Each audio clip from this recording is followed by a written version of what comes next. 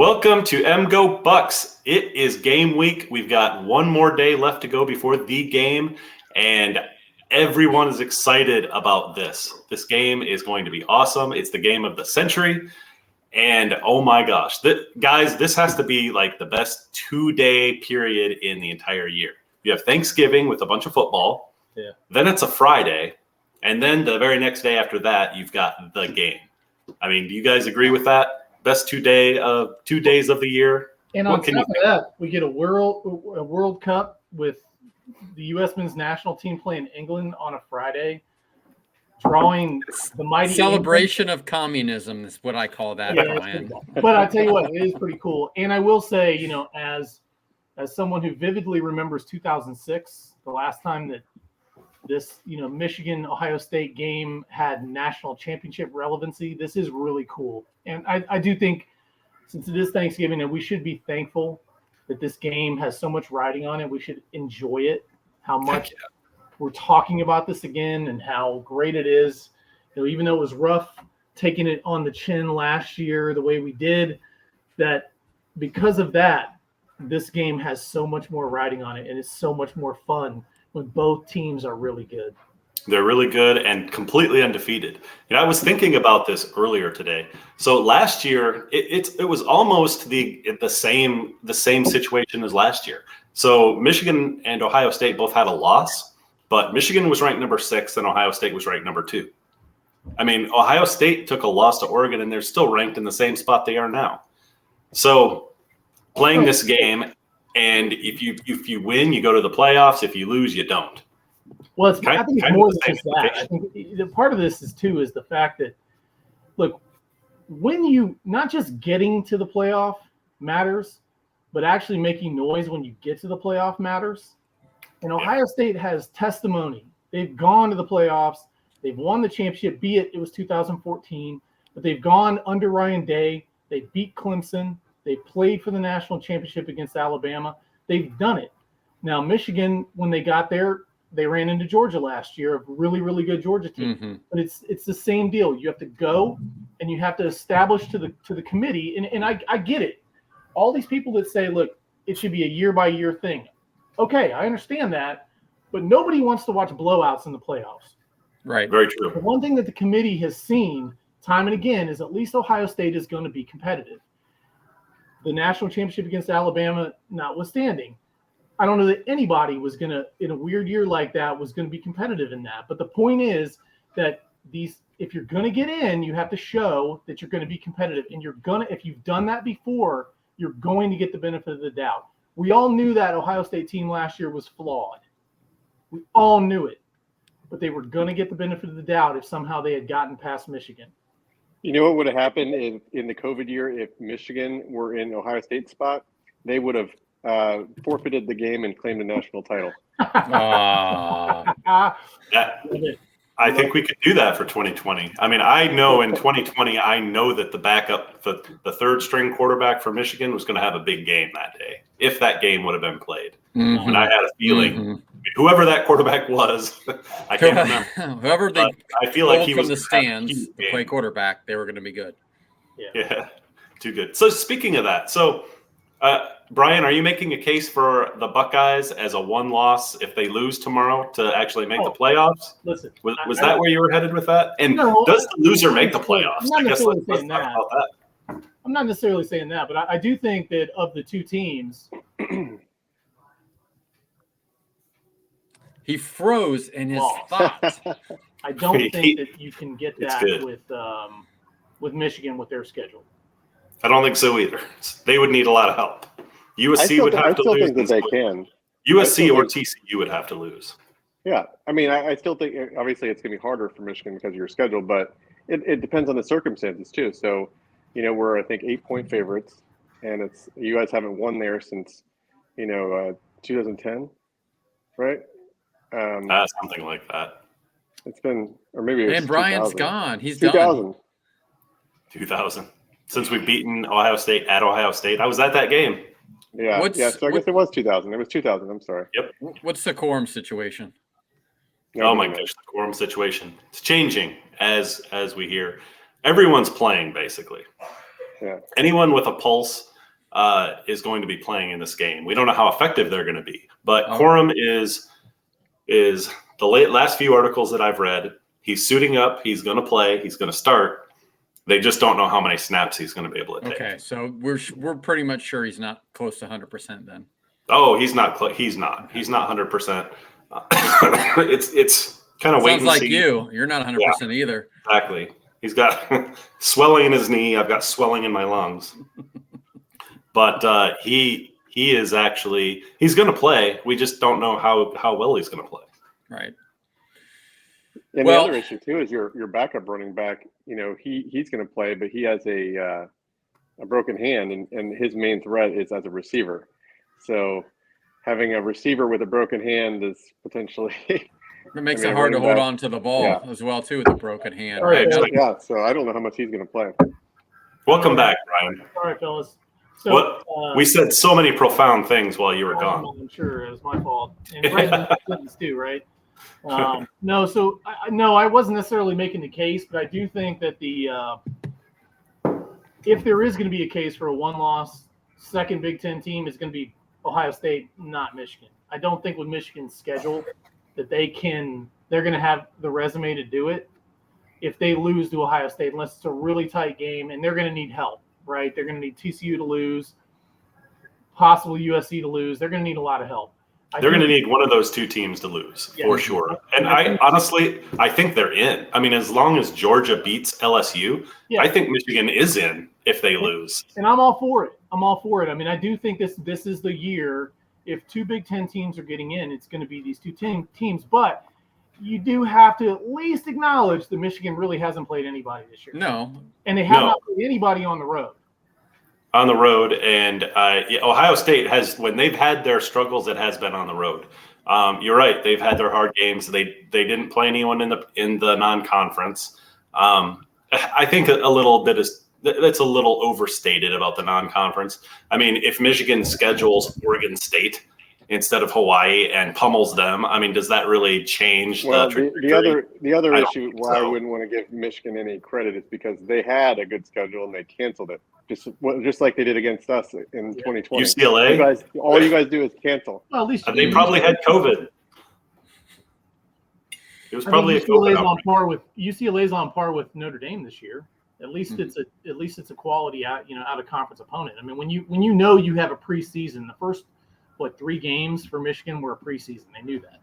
Mm-hmm. Honestly, I'm not sure why Michigan or whoever canceled that game. I'm not sure what the reasoning is around that, but. I mean, in this day and age, is there really even motivation to schedule that type of game? I mean, you're going to get in if you win out anyway. So, and if you lose one game, you still might get in. Maybe. So I'm not sure how much motivation there really is even in the non-conference. Makes it easier, though, that one loss if your strength schedule is better. Well, and that's what bothers me about this whole question about most deserving versus best team crap with the committee, because if you're really going – most deserving, then teams aren't going to schedule any quality opponents out of schedule because they're going to try to run the table playing nobodies.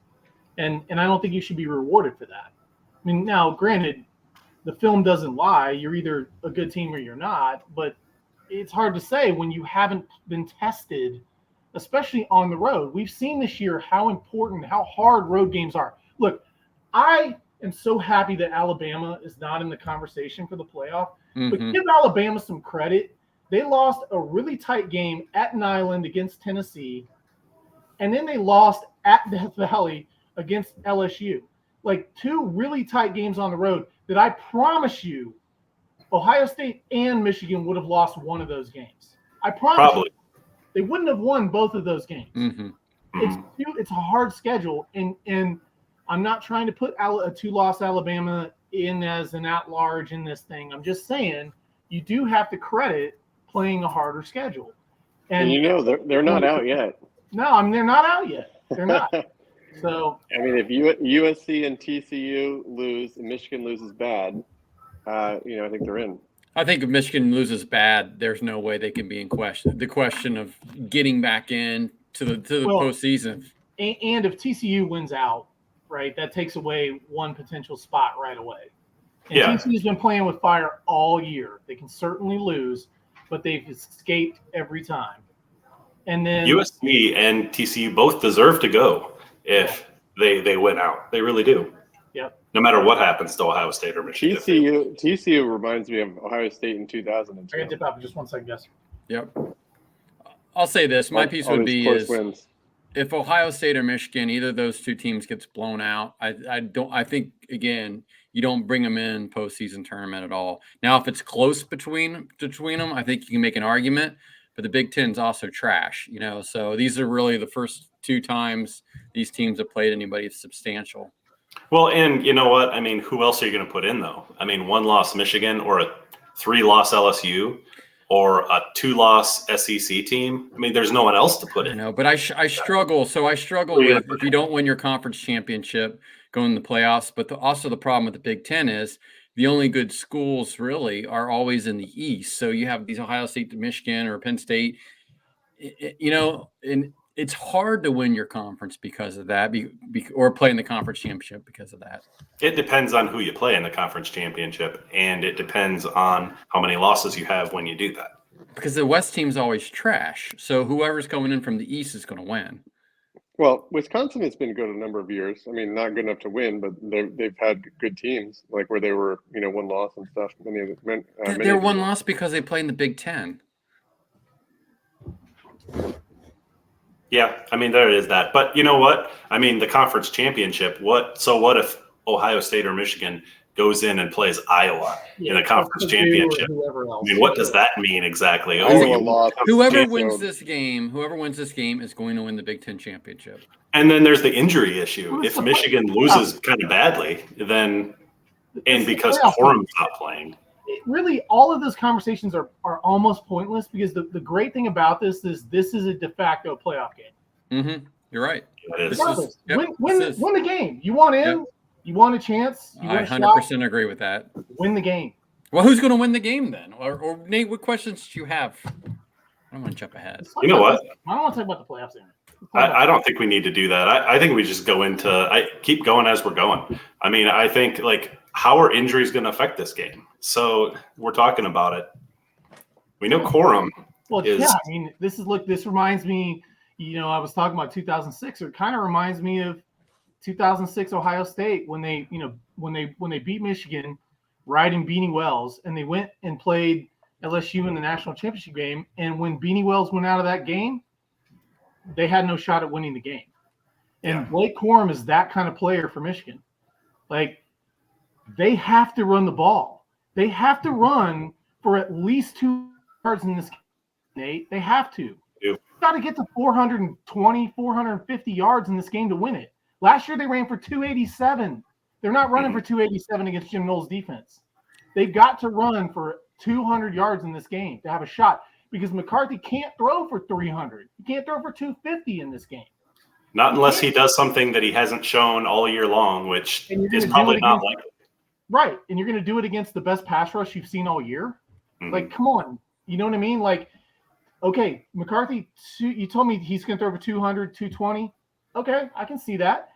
They can run for 180, maybe 200. Okay, but that doesn't get you to 400, 420.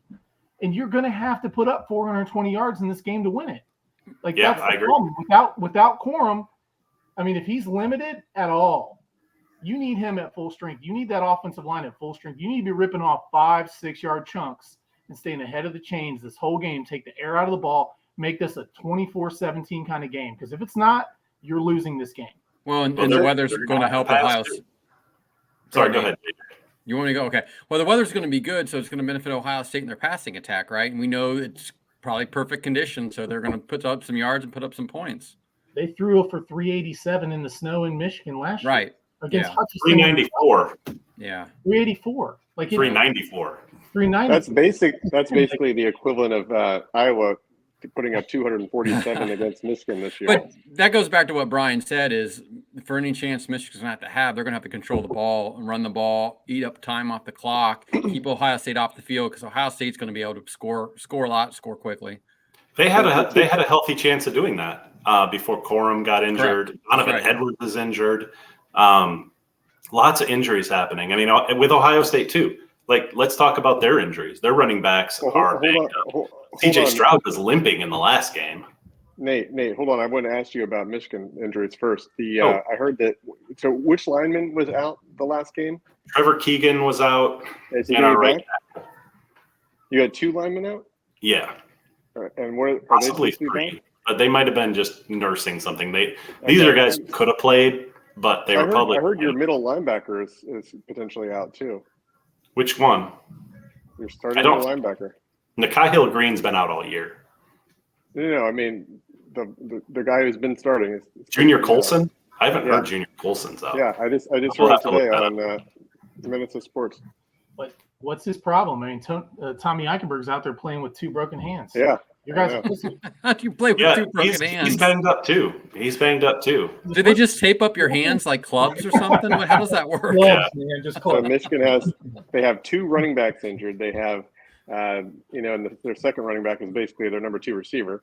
And then they have a couple linemen that are hurt and their middle linebacker. So, I mean, that's going to be a lot to overcome. Like, man, it's But on the Ohio State side, what I'm worried about is the middle of our line. I heard Luke Whippler is a little, nagging injuries. And then we know about Matt Jones.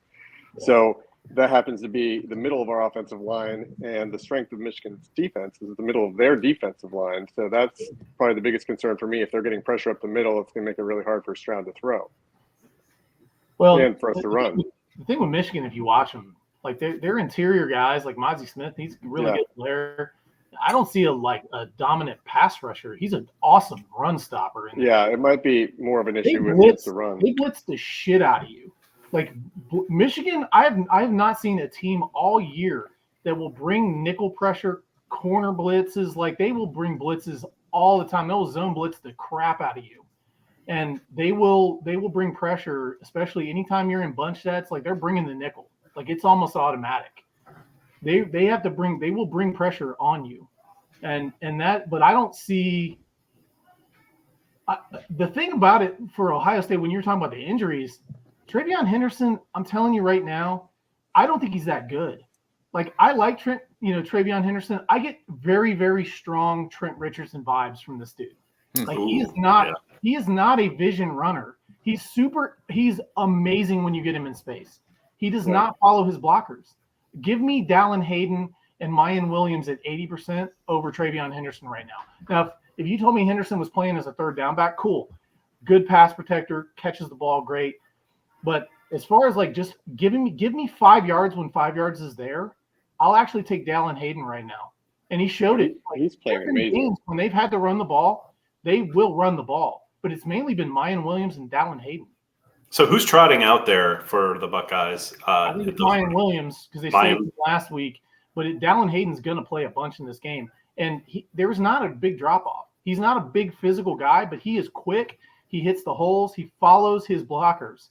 And, like, Ohio State's not a dominant run-blocking unit, but they'll get you 5-6 yards if you just follow the tracks. And the one thing I saw, like I went back and I watched the Maryland-Michigan game because I feel like that's the best offense that Michigan has played. And the one thing that I kept seeing over and over and over again is when Maryland was in pistol, they were ripping off 7, 6, 7, 8 yard runs almost every single time in pistol. Ohio State has had a big problem until they started going back to their pistol formation runs. If you go back to the Maryland game, almost all of Dallin Hayden's big runs were out of pistol. You are going to see pistol a ton because you can't adjust. You can't adjust the fronts because you don't know which side the running back's going to. Yep. And I'm telling you right now, Ohio State's going to be able to run the ball. Now, they're not going to run for 200 yards in this game, but they're going to run for a hell of a lot more than the 67 they got last year, whatever, 68 they got last year. They're going to run for at least 120 yards in this game. And Stroud's going to get some too. Like they're going to be able to move the ball in this game, and they've shown it. Like, okay, it's taken them a while to figure out what they can do and what they can't do. But with Mayan Williams and with Hayden, that is the best 1-2 running back punch they have in the run game. So last year, Ohio State had 3 receivers that are not playing this year. Yep. So I think we asked this question on the last one, and we talked about it. So was last year's Ohio State offense better than this year's? I say yes, because of those 3 receivers. It's hard to say. Like, it's different. I would agree, because how can you not say, like, when you've got Chris Olave, Garrett Wilson, Jackson Smith and Jigba, Jeremy Ruckert, like that team was loaded, but they didn't run the ball very well. They didn't run the ball very well at all. And that's what hurt them in those physical games, like with the Oregon, and Oregon, Michigan. And in the red zone, too. Red zone, they were terrible short yardage. They were terrible. They haven't been great in short yardage this year either. But the point is that's why Greg Studrawa is no longer on this team as a coach of the offensive line. Like Justin Fry's here because they were not able to run the ball. And sure, they have dropped off, but I would say that, okay, but name another team that has Marvin Harrison Jr. and Emeka Egbuka. Julian Fleming's okay, but he's still. I mean, he would definitely be Michigan's number 2 receiver. He'd be challenging for number 1. Like Michigan's number 1 receiver would be at best Ohio State's number 3 receiver. And I will say that I think Garrett Stover's a better tight end this year than Ruckert was last year. Yeah. Oh yeah, absolutely. And you're right. I don't know if any Michigan receivers would be getting any playing time at Ohio State. I mean that was generous what you were saying that they might be a third string. Yeah. But I totally think that. The other thing I will say is most teams all year have been terrified to play Ohio State in man-to-man coverage. Terrified. So I hope Michigan plays them in man-to-man because when you get man-to-man and you get those crossing routes, you are helping Julian Fleming out. Because he's the one guy that cannot win at the top of the routes. He has been terrible this year against zone coverage. And if you get him in crossing routes, he's got the speed to beat you. I'm telling you right now, if you double Marvin Harrison, you are going to get chewed apart by Emeka Egbuka and Julian Fleming and Garrett Stover. And you've seen, Cade Stover. I'm already thinking his cousin already committed to Ohio State. But and then we've already seen Michigan will give up throws to the flats to the running backs. They will give up screens if you can block it. Now Ohio State, the biggest fall off I think from last year is that the receivers for Ohio State can't block worth a piss. Matt just said that the other night. Cannot block worth a piss. They're terrible. You can't. The tight end, Kate Stover can't block out. He can't block in space. If he can get close, if he can get close to a guy, he can hit him, but he does not block in space. So, well, last year, if you're looking back, I've watched the last year's game a lot, by the way, just because that was for me. It was That's all you have. That's all you have in the last 20 years. And you know what?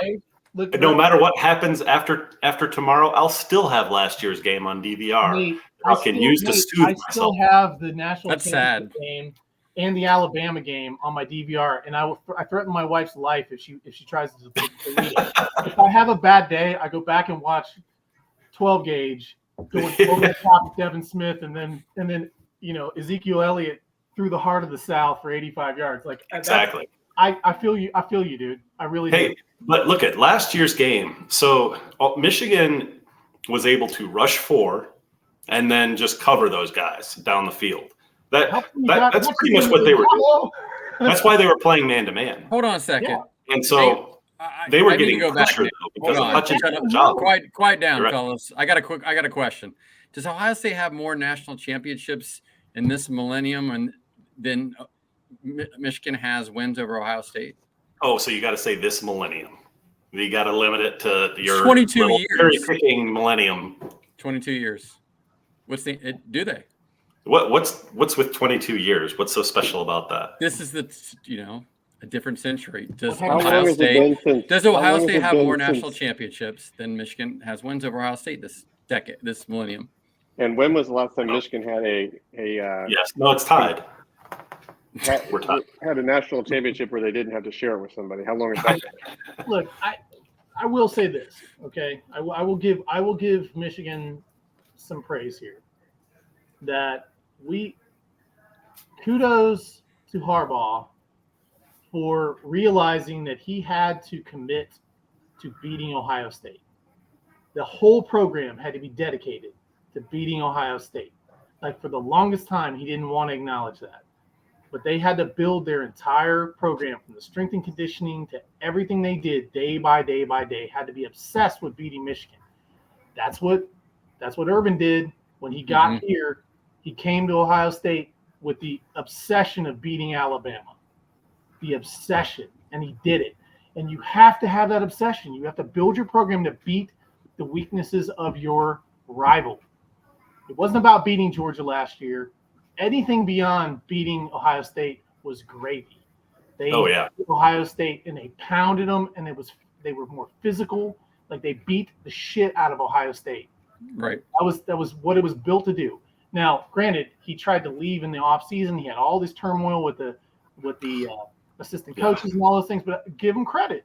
You know what? Yeah, okay, they played a garbage schedule. We all know that. But they've done what they had to do to get to this point, and they are with the help of the refs in the Illinois game. Wow, I mean, no doubt. Don't let that go by. I'm just going to say, let me go back. We'll get to that in a minute because we'll talk about what Michigan can and can't do offensively without pick plays. But anyway, the point being, they are built of singular purpose to challenge Ohio State's physicality. And good on them, man, because that's what you should be doing. That's what Penn State should be doing. Like, that's what all these teams in this conference should be doing. You got a bigger conference that dominates this conference year in and year out. Build your team to beat that rival. The rest of it be damned. Beat Ohio State. Did you hear what Harbaugh asked when he was interviewing candidates for the defensive coordinator position this year? He was asking them, as part of the interview, they had to come in with what their game plan would be to beat Ohio State. Smart. Come on. Yeah. Hell yeah. You got to. That's one of the surprises of the year for me is Michigan's defense. Because I thought they were going to take a much bigger tumble. I mean, they lost all that talent. They lost their defensive coordinator. And they brought in some other disciple of John Harbaugh. But how many teams, Nate, have you played that have an offense above like 80th? The same amount as Ohio State, actually. No, how many? Let's talk about we've played the same schedule. The best two offenses we've played are Penn State and Maryland. But you got them both at home. There's a difference. But you can't control that. There's a difference. Brian, what do you agree? How many points is home field advantage would you guess in college? So, I think it's like they 10 used to to 15. say 3, but I'm telling you right now, I've heard people say this year that are completely objective that say it's got to be 5, 6, maybe even 7 points. Minimum. That's the difference. That's the difference. It's at least twice what we used to say conventionally was home field advantage. I agree. It's at least 7. What's the line in Ohio State and Michigan right now? 7.5. Why does Vegas think Michigan and Ohio State are that equal then? If that's what they're considering, I don't know that Vegas is considering that, but I do think that that from what you've seen, home field advantage means a ton this year. And I think you can say across the board, one thing that 30,000 feet looking at college football, I don't think there's no dominant team in college football this year. Right. Like, there are a bunch of really good ones. Like Georgia's good, but Georgia's had shitty games too. Like they almost got beat by Missouri on the road. Mm-hmm. They didn't play particularly well against Kentucky. And Kentucky, Tennessee, as well as they played, as soon as they got in a big game with expectations on them, they didn't do well at Georgia. And that's the thing. Like, this is the first time that Michigan's going on the road with everything in front of them. And there's no way that they can play the disrespected card. Number 2, You're number 3 doesn't really matter. You're coming into this game. All the chips are really – if anybody's got a chip on their shoulder, it's going to be Ohio State for the way that things went down last year. And they had their manhood challenge last year. And so there's no excuses. Like, if Michigan's up for this game and they can really hold their water in this game, good on them. They deserve it. They deserve to be in the playoff, win, lose, or draw. But we'll see because they haven't been challenged. Now, I will say Ohio State has a really bad habit of playing grab ass and sleepwalking through games to start games. They did it against Maryland. They did it against Penn State. They've done it in several games this year. But every time they responded, including when it really mattered in Happy Valley with a really ferocious crowd behind, ready to take you on, and they responded and blew Penn State out. Like I am much more confident in Ohio State's ability to do it because I've seen it than Michigan's. 100%. Yeah, the intangibles are on Ohio State's side, almost all of them, I would say, as far as the revenge, as far as home field advantage, but as far as just. But they have the most pressure on them too, as I said the other night. True. I don't think so. They have to. Really How can they not? How can Michigan because have more what pressure? What if they lose? What would be what would happen if they lost? Ohio State's expected to win. Ohio State still has a path That's what I'm trying to say. Like Ohio State will get it as long as it's not a complete blowout. If they completely do not show up for this game, if they show up for this game, it's a competitive game. Somehow some weird fluky thing happens and they lose. They still have a path to the playoff. I'm not going to be happy about it. I mean, I want to see them win. I want to see them avenge that bullshit from last year and get this taste out of our mouths because you had your manhood challenge. They basically ran the ball down your throat. And this is like Tim Biaka-Batuka 2.0. Like, you've got to respond to that. And Ryan Day fired the entire defensive staff except for Larry Johnson for this game. And if they lose, the questions about Ryan Day not being able to beat Michigan are going to start coming out.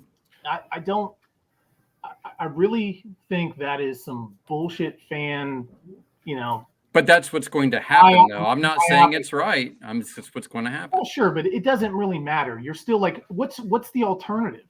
Who are you going to replace him with? You gonna run Ryan Day out of town? Are you serious? Are you familiar with Ohio State fans? I understand that, but the point is, who are you going to bring in that's an upgrade? I don't know. There's some magic people that the Ohio State fans want. They're insane. They are recruiting Jimbo Fisher might be available. Anybody in the Midwest. They are recruiting on the highest level of anyone in the Midwest. I'm sure we can get Brian Kelly to come. Yeah, right. He went to LSU because he knows everyone that sets foot at LSU wins a national championship. They do. You're not going to be good every year, but they're going to win at least one. And he knew he couldn't win one in Notre Dame. You know why? Because there's only one team in the Midwest that can do it, and it's Ohio State. Notre Dame's always a sham, though. Their reputation and not by performance. Ryan Day's not going anywhere. It doesn't matter who they draw. But I'm telling you right now, they're going to win tomorrow. They're going to win. You know what, though? I will credit Ryan Day. I mean, he sees a problem. He's Vanilla Ice. He solves it. He totally does. He's not Urban Meyer. Like, I mean, he was loyal. Meyer was loyal. But Urban Meyer would keep criminals on the team. I don't know if Ryan Day is about 50-50. Ryan Day went in there and cut his offensive line coach and the entire defensive staff except for Larry Johnson. That is cold-blooded. He did not wait around. He knew it. He knew it during the Oregon game. They had major structural problems and he fixed them. Yep. Because he went out and he got Jim Knowles. And tell me what team has run for 200 yards against Ohio State this year?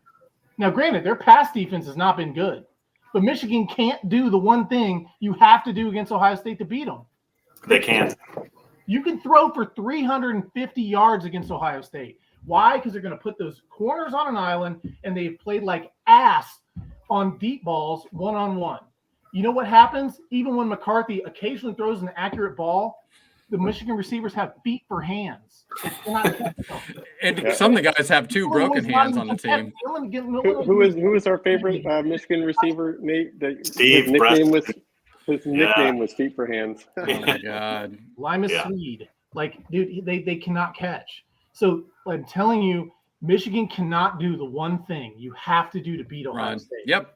They can't. Well, you really think that's the one thing?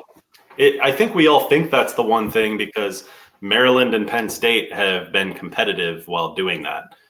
That's what Michigan didn't do last year. Is they hit on a couple deep balls last year. They didn't have to though. No. Don't undersell that because they were the only team. When Denzel Burke got beat for a deep ball, no one had done that to Ohio State all year. We thought Denzel Burke was the next coming of, prime time. Like nobody had hit a deep ball, and Michigan hit one for a touchdown. We were like, "Oh shit!" Wasn't he hurt going into that game last year? We've seen him give up balls one-on-one this year. Like he doesn't. His ball skills are okay. That's not what he does best. Like it was one of those momentum changers. You're like, "Oh shit!" Ohio State's not the one hitting the deep shots. It's Michigan. Well, it happened. It happened at a time right after Garrett Wilson caught that awesome touchdown pass right before the half. Yes. And then it was all Cade McNamara on that drive. Ohio State took the lead by like 3 points, I think, or 4 points, something like that. Yep. Cade McNamara came right back, and he converted third down passes. Then he hit that deep ball, and then it was like, oh my gosh, Cade McNamara. He didn't have to show up for the rest of the game because then Michigan ran the ball. But they had them back on their heels, and they did the couple things that Ohio State had problems with all year long, and we couldn't adjust to it. But the problem was it was enough to answer when you had to have an answer. And if Michigan does not hit one or two deep balls in this game, they're losing this game. And they might lose it by a lot. Like, they have to hit some deep balls. They have to hit something in the pass game. And their balls are there. Like, McCarthy has thrown some okay balls at times. He's just not consistent on a throw-by-throw basis. And for Ohio State, if Ohio State gets up, I mean, it's the same story as last year. If Ohio State gets up by 2 scores and McCarthy's got the pressure's on him to make plays in the throw game, you guys are hosed. And you know it's over. But if you can stay in control of the game like they did last year, stay ahead of the chains like they did last year, keep Ohio State off balance like they did last year, they have a shot. But they better score in the red zone better than they've done this year, because Michigan has not been good in the red zone at all. And if you're settling for field goals, you're going to lose this game.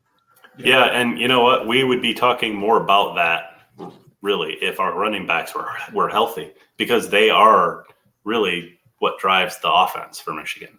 So them not being healthy kind of just really makes them a limp pony at this point. I mean, that's they really also are. The strange thing, how is Michigan, such a dominant running team, not able to get touchdowns in the red zone? Usually it's the opposite. It's the big passing teams that don't have a running game that It is turtle curious. Well, they're like, you know what they're like to me? They're like a savage heavyweight that just body blows you to death until you just let your guard down one time, and then Corum rips off a 60-yard run. Like, if you go back to the Maryland game, obviously they had the muffed kick return right at the beginning of the game that gave Michigan one play, like 2 plays. The muffed kick touchdown on a play action pass to the tight end. You're down 7-0. But then at the end of the half, like, Maryland actually outplayed them the entire first half. Beyond that, and they got in a 4th and 1, and rather than taking a timeout on defense, Maryland got caught in tempo, and Corum ripped off a 35-yard touchdown run on 4th and 1. And you basically spot them 14 points. But that's how they go. Like, if you watch this game, the Penn State, they were a bunch of these games. I don't know if it's necessarily Penn State. Certainly the Iowa game was kind of the same way. It was like you hold them, and then they rip off a big one. And that's kind of the way that it seems like Michigan's offense is kind of gone. Like, they're not going to beat you drive in and drive out because they're going to settle for field goals. Now, granted, they got a great field goal kicker. So if they get in plus territory, they're going to get points. But man, I mean, they're just so inconsistent on 3rd down, so inconsistent. And that's rough. It's like this.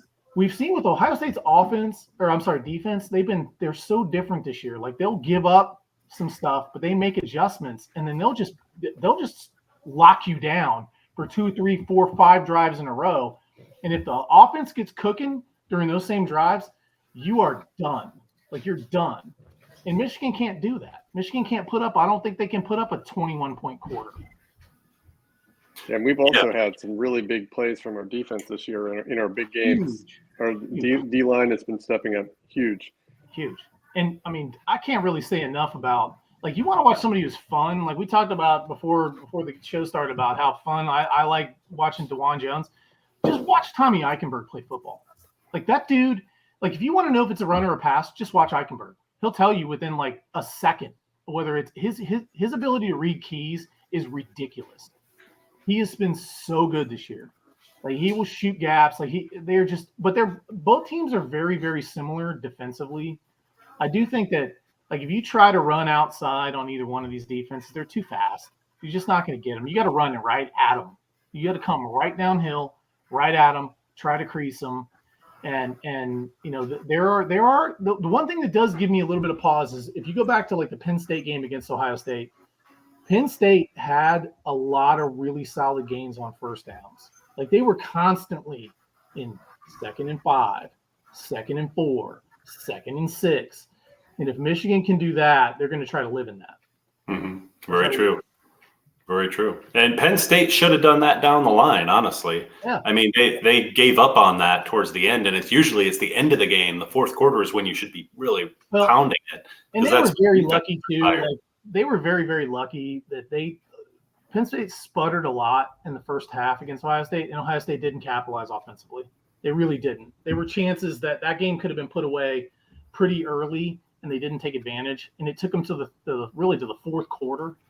and then they just cooked them, just absolutely cooked them. And I mean, JT Tuimoloau, like that dude's had obviously one of the greatest games in the history of Ohio State, but that's what they're capable of. It's like Latham Ransom against Maryland. Like they just have dudes.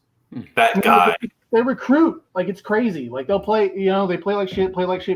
Oh, our guy who's going to be a first round or second round draft pick is just going to make 4 straight unbelievable plays. Ransom's going to be a first round pick. Yeah, he's going to be a top NFL player. I know that. I hate that guy. He's so good. He's so good. Him and I don't think Eichenberger, whatever his name is. I don't think he is listed as like a top draft pick. I don't know. He's just a baller in college. Maybe that dude's just going to go to the NFL and play for 10 years. He'll still go to the NFL. It won't matter where he's picking the 5th round. Somebody's going to get somebody who's going to stick in the middle of their defense for 10 years. He will be the best linebacker on the field. I promise you, he will be the best linebacker on the field tomorrow. Totally. And if Junior Colson is actually out for Michigan, our running game is going to do a little bit more than 120 on you guys. I haven't heard that. I'm not going to believe any Buckeye rumors until I see that myself. But hold on, real quick. Propaganda is always top notch. Are you kidding me? Real quick, I want to talk about Jason because Jason had a moment today when he posted an article on a site. Oh. So Jason Johantges of All Things Blues and Southern Rock podcast, you did a really awesome article, Rock-n-Jocks, the intersection of sports and music. Why don't you talk about that for just a second? Because I'm going to put the link in the description on this. Yeah, YouTube. Thanks, Nate. Yeah, I filled in for one of Brian Weaver's favorite columnists, who's since retired from the Cincinnati Enquirer, Paul Doherty. He now does like a daily blog or Substack column. Oftentimes likes to have his readers fill in for him. I filled in today, Black Friday special. I got a chance to write a little bit and leaned on what I knew, music and sports, and talked about how the two kind of play off each other, and gave you guys a lot of really good recommendations on some music for some good new rock music. Yeah, it was interesting. I really liked it, reading that, and just like the intersection of sports and music is so true. I mean, they're melded together. Both that drive emotions and experiences can enhance an experience, and sports do use music to help drive, the fan experience or annoy opposing teams. So, yeah, it's a good subject, and I was happy to shake off the rust. I hadn't written in a long time, and it was kind of fun. And annoy. That is true. I'm annoyed by Sloopy. I'm annoyed by Script Ohio. That Michigan taught Ohio State how to do that, by the way. The Michigan band taught Ohio State how to do Script Ohio. I mean, just a little tidbit fact, if you want to look that up. What year was that? Like 1907, something like that. I don't know. On it. What can you say? I mean, you improved on it. I like how Nate's only thing you can refer to is like these fast, far away things happen. Nothing really recent, other than last year. Segregation, back when Michigan was still winning championships on the regular. Well, women couldn't even vote in 1907. That's right. Way back then. That was pre-COVID. It was sometime pre-COVID. I know that. We don't even count those. That's awesome. All right, guys. It is prediction time. I think we all kind of know where we stand, but I want to hear it. Matt, you're at the top of the list here. Right. Or picture, I was going to say, in addition to sports and music, I think movies also are going to be part of that combination too, because one of our traditions going back to the Cooper years, every time whoever wins a game, the winning fan calls the other person and leaves a message. Like Nate for me, it was always Nate calling and playing "I Love the Smell of Napalm in the Morning" the day after Ohio State would lose to Michigan. Victory. Yeah. So I look forward to playing that for Nate this year. It reminds me of like a movie podcast I remember vaguely. Yeah, something about a movie podcast. Do you have a score? First score. I mean, it's going to be similar. There will be lots of napalm. I think there's going to be more running than passing. I don't think that we're going to be putting up as many big pass plays as we're maybe used to. I mean, I'm guessing it's going to be under 300, but I think we'll still be making a lot of big plays. And then on the ground, I think we're going to surprise some people and outrush Michigan tomorrow. And I'm guessing, I think that they're going to put up maybe 180, 190 on the ground. I think they're going to do really well on the ground. So, and with the Michigan offense, I just don't think that they're going to be able to, we know Corum is not 100%. And even with the 100% Corum, as I said before, I don't think that they were going to win. I thought they had a chance, a puncher's chance. But without him being 100% and Edwards not being 100%, potentially their middle linebacker out, I just don't see how the spread is only 8 points, because they're just going to get behind early, and I don't see how they're going to come back. And I'm their receivers are just not built to do anything. I mean, they can't catch the ball at all. I mean, McCarthy isn't even nearly as bad as your receivers are making him look bad. So I'm thinking somewhere along the lines of 42-24, something like that. 42-24. Okay, I've got that down. That's Matt's prediction. Jason, let's go to you. What do you predict? Yeah, man, Michigan has too many injuries to key pieces that they need, particularly Corum. Like, he's not going to be 100%, and that's really going to hurt them bad. Ohio State's fired up to avenge the loss and keep their national title hopes in place in here. So I just think it's going to be pretty easy for Ohio State to go in and beat Michigan again. Too many injuries to overcome. If we're going to keep movie and sports mixed together, I'm going to use a quote from Rocky IV, from the biggest wet blanket, or one of the biggest wet blankets characters of all time, and say, "You can't win." And it'll be Ohio State 38, Michigan 24. 38-24. Sorry, that was a little muted there at the end. What was it again? 38-24. Okay, 38-24. Brian. I got to say, Adrian sucked in that movie. She sucks. Just throwing the wet blanket on Rocky everything. You can't win. Yeah, real. Come on now. Brian, what do you got? So this is the Drago moment, right? Ohio State. I mean, they got their manhood challenge last year. And really the pressure, it's kind of funny. It reminded me a little bit of watching the U.S. men's soccer team this year. How much pressure is on Christian Pulisic, being the best player. You lost like 99% of anybody that's listening to this right now when you brought up soccer. When Diego comes on and talks about Maryland. I don't even know who you were talking about or how it fits. There's this bloke that plays for anyway. This is CJ Stroud's moment, right? This is the legacy game. I mean, it's all there. It's all there in front of you. Heisman Trophy, Buckeye legend, avenge the loss from last year, like first, top of the first round NFL quarterback. It's all so much of this hinges on this game. Now, he plays within the moment, plays within the frame of the game, which I think this is what he's been preparing to do. He will have that kind of day. I think he's going to have to run the ball. There are going to come times when he's going to have to make plays with his legs. I think Michigan's shown that. If you go back to the Maryland game, Talia had to make plays with his legs. There's times when quarterbacks just have to make it, play like there's no tomorrow. They're going to try to take Marvin Harrison Jr. out of this game. He's still going to get his, but it's going to make guys like MgoBucks and Kate Stover and Julian Fleming be, they're guys that have to step up. But I think they will. I think I would bet heavily, although I don't do this. This is really stupid. Don't do this. But I would bet that MgoBucks gets a touchdown in this game for sure. I mean, he's been lights out. And I've seen Michigan press a lot on the outside. They don't really like to press in the slot. So we'll see how they move guys around. But I think it really opens up the opportunity, especially with man coverage, for a guy like MgoBucks to really go off. So I think that they will make some plays. I think Michigan's a really solid team. They'll make it.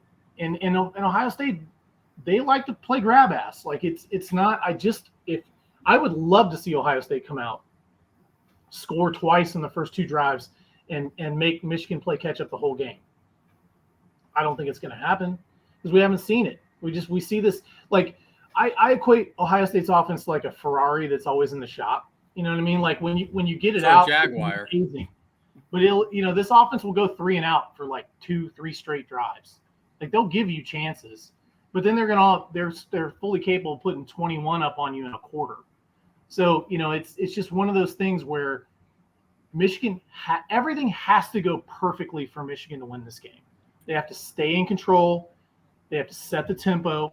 They have to stay in. They got to grind drives, and then they got to make Ohio State grind drives. And teams have tried to do that, but I don't think that's in their DNA. I don't think it's in their DNA to sit back the way teams like Notre Dame, like Penn State, like Iowa, like all these teams that sat back in zone coverage and made Ohio State grind drives. I don't think that's in Michigan's DNA. Like they want to be aggressive. They want to come in and impose their will. Okay, but you're going to have to live with the consequences, and I don't think they're going to like them when it comes down to it. So I just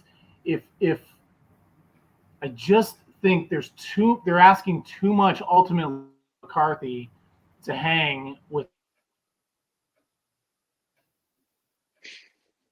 Brian's hanging. We're hanging on his word. We should have got his prediction before his Wi-Fi froze. I can confidently say I think where he was going with that is Michigan's probably going to eke this one out. All right. Exactly. I feel better. I feel better about Michigan. Yeah. So, I don't want to do score prediction, but I will say I do think Ohio State will cover the spread. Do a score prediction. Don't cover the 7-point spread. Well, I mean, because these games are always lower scoring than you think they're going to be. Like to say Ohio State's going to score in the 40s, like I'm not comfortable saying that. Mid-30s is probably right. Well, we got 62 on them not too long ago. 31-24 with some bullshit late score that makes it closer than it appeared. I think that's I think all 3 of us so far have realistic scores. Range. Yeah. I think Ohio State's going to get at least 4 touchdowns in this game. And like I said, if Michigan can't put 400 plus yards up and probably approach 30 points, which is asking a lot, you're not winning this game. Nate, it's up to you. It's up to me. So, yeah, I think that all those intangibles were on Ohio State's side until the Illinois game happened to Michigan. So now Blake Corum is out. He's not out, but he's injured. A lot has been made of that. A lot of the injuries, I think, in my opinion, from the intangibles side, that will have a slight effect on Ohio State's psyche.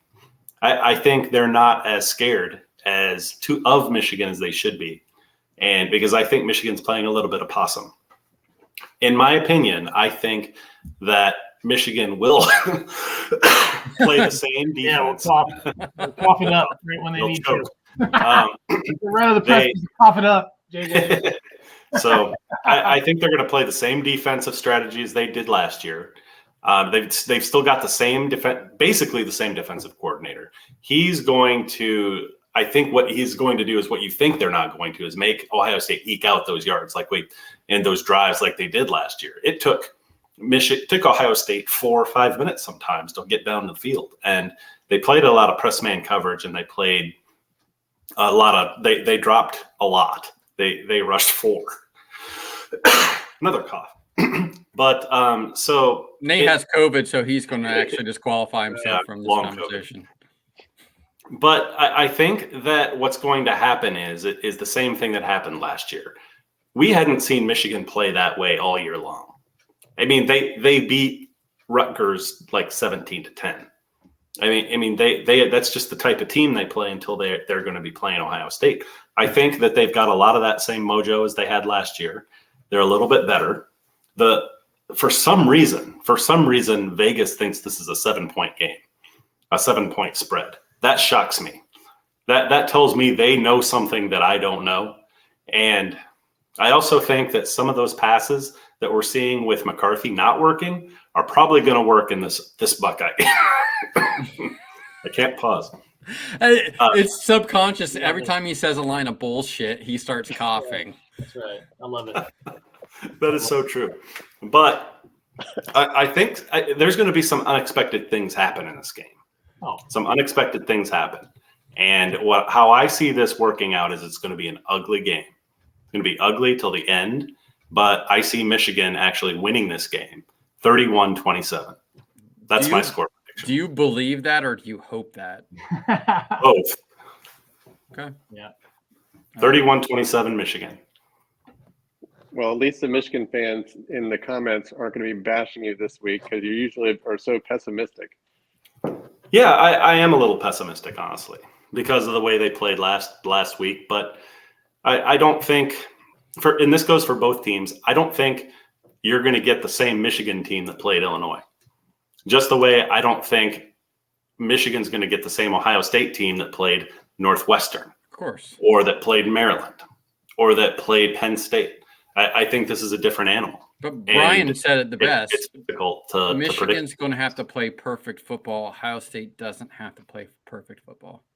What is the better chance of happening? Michigan lost the turnover battle last year. Cade McNamara threw in an interception. If you go back and watch that game, like the only reason that game was close was because Ohio State's passing offense was ridiculous. Like Chris Olave and Garrett Wilson were making the most insane catches you've ever seen. Jackson Smith and Jigma made the stupidest catch I can remember in an Ohio State-Michigan game. That was the only reason they were even close. Like Michigan beat the shit out of Ohio State in the trenches last year. I don't see that happening this year. They can do it. They may still be the more physical team, but it's not going to be on the level it was last year. Now, I will say Ohio State's secondary has made a lot of teams look really good throwing the ball down the field, like that can't throw the ball. I mean, that's just like, I don't know what the deal is with corners. Every time a fade ball goes up, I'm like, oh God, please not a PI or a freaking touchdown, right? Like it's crazy. So there are plays that are out there to be had, no doubt about it. And I for one, I've been thinking about this really all week. It's almost like if I were calling this game for Michigan, I want to come out and take some shots right away. Like I want to take a vertical shot just to show them, oh, I know your cornerbacks are trash. I don't care. Like we're going to throw 10 of these. We might only catch 2, but they might be touchdowns. Like we're coming at your corners, and especially if Corum's not playing. Like that's the kind of game plan you almost have to have against Ohio State. Yeah, I've been fantasizing, I admit, about that myself, about Michigan coming out and doing the things that everyone knows they can't do. Play action and do it, and absolutely go out and do it, right? So what's going to happen is they're going to have a couple play actions early. They're going to throw it deep. The pass will be perfect, and the receivers will drop. We'll drop it. Touchdown. Yeah, and they'll find out more touchdowns than. Actually, we should chart this. Illinois, Michigan. We should chart this. So, is there going to be more dropped Michigan touchdowns versus big plays by Ohio State on offense? I think there should be more dropped touchdowns. You get these Ohio State fans, right? That'll say like, they want to open it up and throw the ball. Well, that's all well and good until you're in 2nd and 10 after you throw an incompletion. Mm-hmm. You know what I mean? Like, that's the problem. But like I almost feel more comfortable when Ohio State's in 3rd and 8, 3rd and 12 than I am when they're in 3rd and 1. Like it's the craziest thing because they're more dangerous. It's just one of those things. Like they're one of those teams that they are just electrifying. They can hit you with these big plays. They can hit you with these long. They can hit you with a 30-yard pass, come back with a 25-yard pass, and be down inside your red zone in 2 plays. Like there's only a handful of offenses in the country that are like that. But if you make them grind it out, they're not efficient. They will make mistakes. They will do these stupid pre-snap penalties. They will have problems getting plays in coming off a timeout. Like it's the dumbest shit you've ever seen. And you just don't understand how a team that can be that explosive can be that inefficient. And Michigan last year had Ajabo and Hutchinson. That's what they don't have this year. They have theoretically a better defense overall, but they don't have those game breakers. They don't. In a game like this, you need players. They do not have a better defense overall, Nate. They played a weak schedule with no offenses. I mean, come on, let's be honest. There's no way. We didn't play Notre Dame. That's the only difference between Ohio State and Michigan's defense. And when Ohio State played Notre Dame, their defense was their offense was atrocious. Yeah, it's not the same thing. But I will say, like, you don't lose just the same way you don't lose those 3 wide receivers for Ohio State. You don't lose Hutchinson, Ajabo, and Daxton Hill and don't take a step back. Right. You don't. Now they're still good. They're very solid, but they're not nearly as talented across the board as they were last year. They're not as explosive. Yeah. No. And so they have to find ways of getting creative. And that's the whole thing is like, and I will say that it really is about those matchups because like Ohio State's tackles are better this year than they were last year. And but they're susceptible inside. Their guards have had problems in pass protection all year. Their backs have done a pretty good job, but if you can get pressure in CJ Stroud's face, his mechanics fall apart. He's not as consistent, which is the same for just about every quarterback. But that's the recipe. I mean, you have to get in his face and you have to do it consistently, and it'll be fascinating to watch how this thing plays out.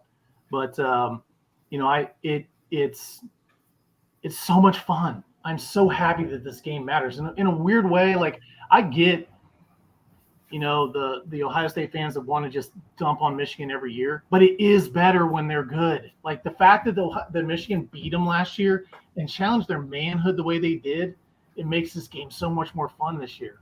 Like it's great when this game matters. It's so much more fun. Not a given. It's not a given. Yeah, I hope it stays that way too. Hopefully it doesn't go one way or the other, in disastrous fashion like that. I mean, maybe it'll be like every other game. That would be awesome, really. I mean, for us, because of where we're coming from. The only reason I want to see both teams make the playoff. I mean, I really do. Regardless of what happens tomorrow, I'd love to see it. Michigan, if they lose, though, they've got to play competitive. And either one of these teams, TCU needs to lose. TCU or USC. Well, and these teams are better. I think both these teams are better than Clemson for sure. I think they're better than TCU. USC, we'll find out. USC's defense is trash. They're a lot like Tennessee, like explosive offense, tons of fun to watch. Caleb Williams is awesome. They got electrifying receivers, but their defense is trash. Trash. They're so bad. They're susceptible to that same kind of game that we just saw Tennessee put up against South Carolina. 63 points. Like you just give up touchdowns and touchdowns and touchdowns and touchdowns. Like their defense is not good. So, you've got to be able to be somewhat balanced and play complementary football if you're going to do anything in the playoffs. You can't just be a one-trick pony. You can't. And USC is basically a Big Ten team now, right? Yeah, they don't play like one though. Who do you think is the toughest matchup for Ohio State in the playoffs? Well, I think any team. I do think I've been thinking about this last few weeks that a team like Tennessee, a team like USC would give Ohio State a lot of problems because their pass defense is not that good. But if Ryan Day against a team that doesn't play any defense, I mean that's just not a good formula at all. So I think the team, obviously Georgia. Georgia's going to give everybody problems. I think Georgia's still the best team in the country. They're probably going to win it all again this year. But, I really do think you have to play the style of football that Michigan plays, that they played last year to a T to beat Ohio State. You've got to control the ball. You got to take the air out of the ball. You've got to convert touchdowns. Like that's all there is to it. Like you get those opportunities like we saw Oregon do last year, like we saw Michigan do last year. You've got to get down there and you've got to score touchdowns to get Ohio State behind. And then you got to hold your breath and hope that they don't put one of those quarters on you that, a few teams like, they're one of the, as good as USC is, as good as Tennessee is offensively, neither one of those teams play complementary football. And I think I don't think Ohio State has a top 5 defense, but I think they've got a top 15 defense. Yeah. And that's scary. I think that's really scary if you're looking at them from the outside. And that's why teams like, you look at fan bases across the country, they look at Ohio State and they're scared of them because that's an electrifying offense that can also play some complementary football. So we'll see. We will see because we've both played cake schedules against offensives that aren't very good. I think for a long time, the best offense that Ohio State played was Toledo, because Notre Dame was terrible. And now we've got Penn State and Maryland under our belts. Yeah, and I will say I was really, really happy that they got Maryland, a healthy Maryland for the most part. I mean, they got their offensive line, their interior offensive lineman back that made them a little more whole. They were a much more dynamic team than they were the week before, or whatever that was, 2 weeks before, playing at Penn State. It wasn't even the same Maryland team. And it's the same deal. Like, teams playing at home are just different. Even especially these middle of the road teams, they're way different playing at home. So that team against Maryland, I thought actually the schedule set up. You mentioned, Nate, that might give Ohio State kind of a false sense of security with the schedule. I thought the schedule actually set up perfectly for Ohio State, because Maryland, Mike Locksley, he can scheme some football. Like, that dude's an X's and O's. He's legit. Why are we always talking about Maryland on these things? Always. I'm telling you, Mike Locksley is he's the truth. Like, he did it to Michigan, and if not for some fluky crap that happened in the first half, they gave Michigan a fight. They gave Ohio State a fight, and they were ready with a bunch of crazy scheme stuff, misdirections, tight end stuff that Michigan is going to try to do to you. Very similar motions, and then coming back with tight ends back the other way, and it showed Ohio State. They made a lot of really good adjustments in that game. I think they got to see it. They can spend a week, cleaning stuff up. And for Michigan, they played a very physical game. And that was the first real physical test, I thought, with the way Illinois gave them everything they had. And they were very lucky to come out of that game. Now, granted, Michigan was resting a bunch of guys, but, Michigan obviously came out of that the worse for wear, with guys like Corum getting hurt. So, for Ohio State, I think that's actually an advantage again. And I don't want any excuses. I want Michigan at their best. I want good on good. But, man, that's really, really a tough ask if Michigan really is, coming out of there kind of licking their wounds a little bit after a very physical game against Illinois. I still think they'll give Ohio State everything they've got. I think they'll be, they've prepared for this game as much as Ohio State has. This is war. Like, you're going to get the most physical game we've seen all year, and God help these teams the next week. But I just think just too many things are stacked up against Michigan. Campus was hopping tonight too. Like, the atmosphere. I dropped my son back off at school this evening around 7, and it was crazy. He lives right off a lane, and it was. I know I can speak for as an Ohio State fan. I guarantee the campus is the same way, because all the vibes I'm getting out of Columbus are the same. Yeah. Playoffs be damned. Yep. You have to win this game now. Like, this is the playoff. This is the national championship. If you lose to Michigan 2 years in a row, it's on. Like, they have to win this game. It's time. They've been waiting. Everything's going into this game, even if it means they're compromised going into a Big Ten championship in the playoffs. Like, they're coming to win against Michigan tomorrow. What I was going to say too about this, I was kind of hoping for a little bit closer win, because I want to beat them twice this year to make up for last year. I like your thinking, Matt. That would mean that both Ohio State and Michigan would have to probably win the first game of the playoffs. That's right. Well, I know Ohio State can do it. Tough ask. I know Ohio State can do it. Versus whoever gets TCU is going to be happy. That's for sure. Can you imagine the hype of a Ohio State Michigan national championship game? We'd probably be doing another one of these shows. Yeah. This is what we do. We do one at the beginning and one at the end, right? Is that about what we're doing? Right now. We could do more, though. All right, guys, let's wrap this up. Yeah. We all gave our predictions. It's going to be an epic game tomorrow. I'm so excited about it. I mean, everything's led up to this, and I'm already just tired. I want tomorrow to be here. I just want to take a sleeping pill or something, and just sleep until 11:50, and then wake up for this, because just drink a bunch of bourbon and I'll do what Matt did last night, basically. All right, let's go. It's time for war. All right. Everyone in the comments, go blue or go whatever that Ohio State team says. Put it in the comments. I need to see it. Go blue. Never. Go Bucks. Go Bucks. Go blue. Good night, guys. Fuck all you guys. Love you, Jay. See you guys. Later. Bye.